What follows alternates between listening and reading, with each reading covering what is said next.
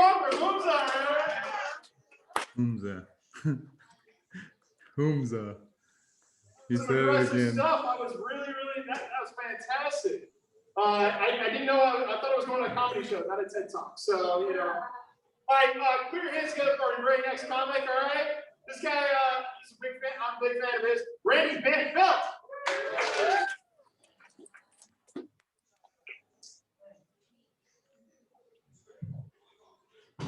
Shit, you're not going to learn anything from me, I gotta tell you that. Hi everybody, my name is Randy. I normally finish that sentence with, and I'm an alcoholic. You know, somebody always says, you're in the wrong meeting. And I like to say, you know, look around, you drunken slob, I think not. Yeah, so when I was younger, I used to drink a little bit, you know, and I got in some trouble. But it's amazing how multiple arrests can actually improve your SAT scores.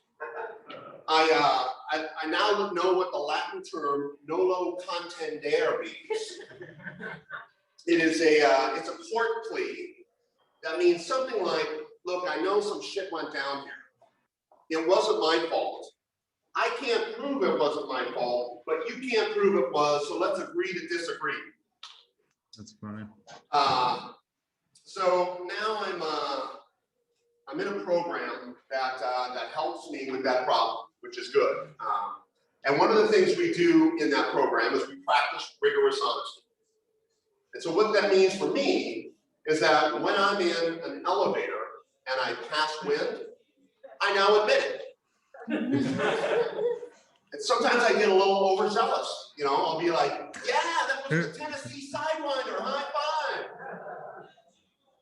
Not always super popular. So I work in technology, and you know, with all the vaccines and stuff, we're going to go back into the office. Really looking forward to it.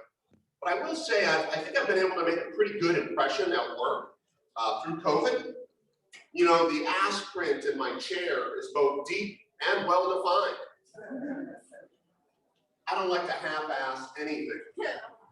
Thank you.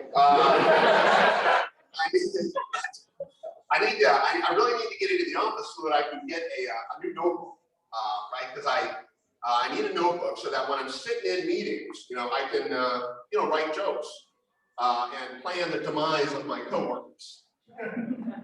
They say some funny shit in those meetings, I got to tell you. But I'm also, I was at my house and I went to my break room, or my supply room to find a notebook. And, you know, my supply room at home is for shit. Of course, it's also my bathroom, so, you know, that kind of makes sense.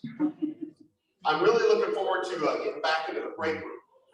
You know, I love talking to people and all that stuff. And because I was in my break room recently, and I was saying, hey, did you see that hot chick in finance and logistics?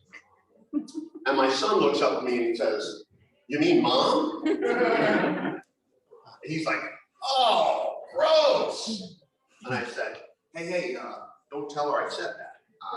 She'll go all HR on me. And the last time that happened, I was suspended for 3 months. You know what I mean?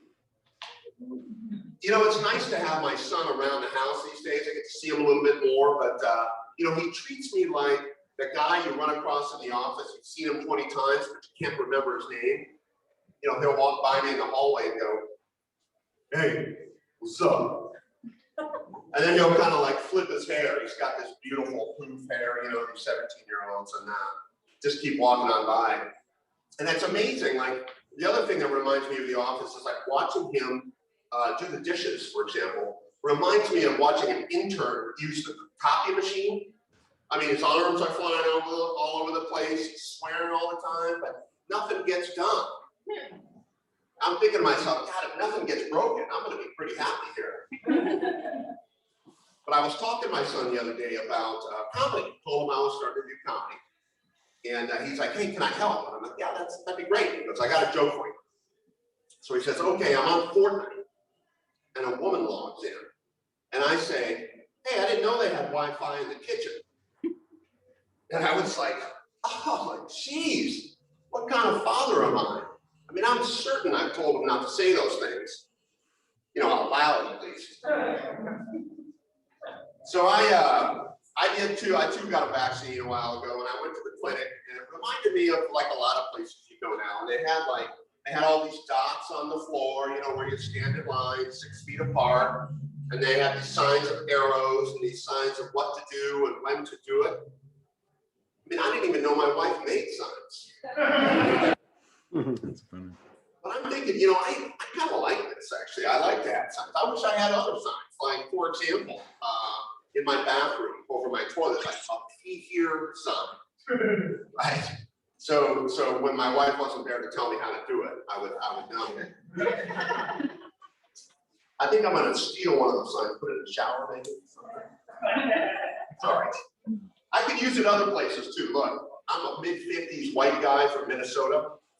You know, I say words like Italian and pop. You know, and I grew up wearing bell bottoms with rainbow suspenders. Bottom line, I am uncool. You know what the kids today call a douchebag. But I want to be better, right? So give me some signs I can use, like a sign that says, members only jackets are no longer in style. You know, unless you're Matt Damon in say Private Ryan, almost had it there. Or another sign that says, hey, which little sings which rap song? And can I sing along? And probably the most important one really is on the dance floor, a sign that says, don't do the Cabbage Patch. You guys know what I'm talking about, right? Cabbage Patch. Yeah. But now that I come to think of it, I think I'm gonna make my own sign, right? And I'm gonna put out in front of my house and it's gonna say, get off my lawn, you meddling kids. You know, one of the things I'm getting a little frustrated with is all the people who are, you know, bitching about the vaccine distribution. And I'm like, look, we're handing out vaccines to 350 million people. It's never been done before.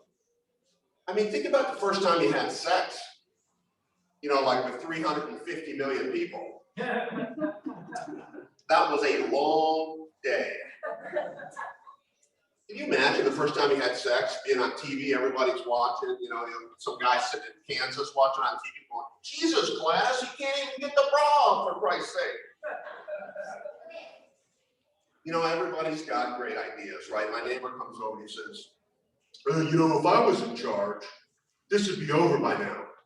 And I'm like, yeah, Chad, you know, if you were in charge, we'd beat Brazil. Is that too soon? I don't know.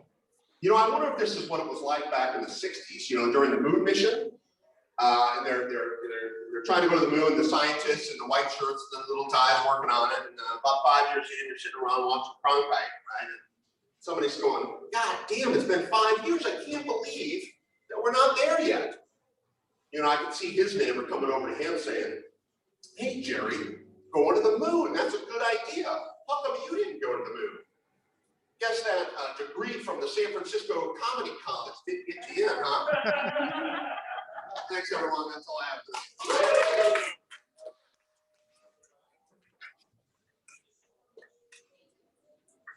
Here we go for Randy, everybody. Randy Manfeld, everybody. That was awesome. By the way, that was Randy's first time in front of a live audience, all right? Amazing. He did a great job because, hey, stand-up comedy is not easy. You know, one of the biggest fears people have is what? Public speaking, right? Jokes in front of this thing, this is practically a suicide attempt up here.